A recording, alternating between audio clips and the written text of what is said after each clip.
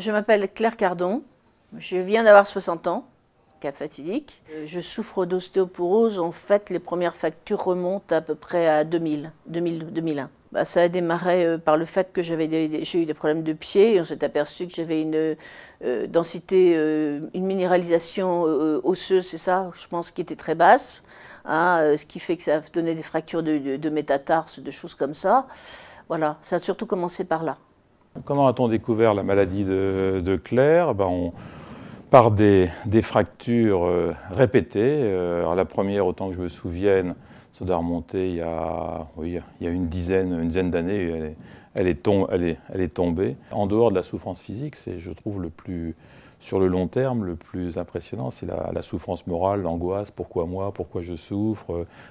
Combien de temps ça va durer? Puis en plus, il y a une dégradation progressive et permanente. Donc c'est de dire, j'ai 60 ans, j'ai déjà des pieds dans tel état, j'ai X broches, X machin, etc. Les contraintes, ce sont surtout des contraintes d'ordre pratique. Hein, à savoir, j'évite de monter sur une échelle jamais, mais un escabeau, parce que j'ai peur de tomber et que si je tombe, je ne sais pas comment je ferai. Donc, très intéressant le téléphone portable, hein, toujours l'avoir avec soi.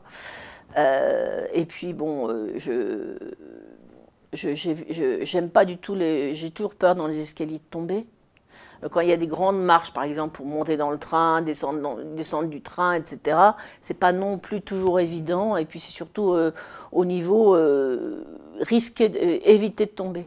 Je sais très bien que si je tombe, j'ai beaucoup de chances de me casser. Bon, on évite de lui faire porter aussi trop de choses. Je sais pas, moi en ce moment, quand je suis avec elle dans la rue, j'ai plutôt tendance à lui donner la main pour qu'elle dérape pas, elle glisse pas sur une feuille mouillée et qu'elle finisse dans la grille de l'arbre. Et Claire veut absolument, et elle a raison, je dirais, c'est ce qu'il a fait vivre normalement. Donc on peut pas non plus être trop présent et trop, j'allais dire, c'est ni maternel, ni paternel, ni trop marital, je sais pas comment on peut dire. Mais bon, après, il faut trouver le juste milieu. Elle a une telle énergie et une telle vitalité, ce qui fait qu'elle s'en sort assez bien, c'est que je suis plutôt obligé de la freiner, parce que sinon elle serait la première à chercher l'escabeau, grimper. Ça m'est déjà arrivé de rentrer, de la retrouver en haut d'un escabeau, puis mais bon, si jamais elle tombe, là ça fait bobo là. On a 2 chats, et quand on part en vacances, on les emmène en voiture, ils vont se cacher sous un meuble, sous un lit. Donc ça c'est sûr que on a des grands moments, donc c'est moi qui soulève le lit, c'est moi qui soulève le canapé, et puis Claire avec un balai va aller faire sortir le chat pour qu'on puisse l'attraper. C'est pas elle qui va se mettre à 4 pattes ou qui va soulever le lit. Je pense que les personnes seules, ça doit pas être évident. Je pense que ça ne doit pas être évident du tout d'être seul et d'avoir un problème d'ostéoporose, parce que quand il vous arrive quelque chose, qui est-ce qui fait les démarches pour vous, qui est-ce qui justement qui vous aide, puis sur le plan psychologique, c'est important aussi.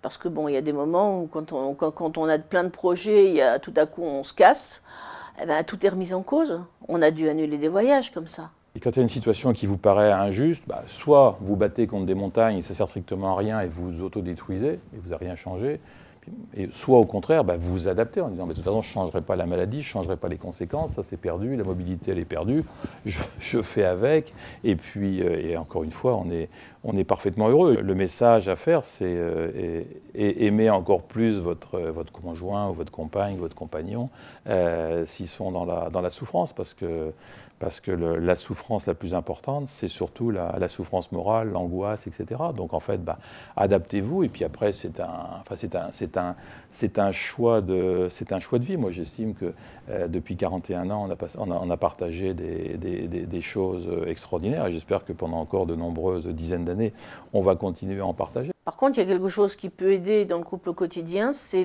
l'appel à un psychologue, par exemple, ou bien un professionnel de santé qui s'occupe de psychologie ou de psychiatrie. Parce que ces personnes-là, l'avantage, c'est qu'on peut leur dire tout ce qu'on a sur le cœur et on ne va pas peser sur elles. Hein, elles sont là pour écouter, et ça, c'est important. Comme moi, je suis un optimiste lucide, indécrottable, je dirais, rien ne vaut la vie et il faut continuer à la vivre.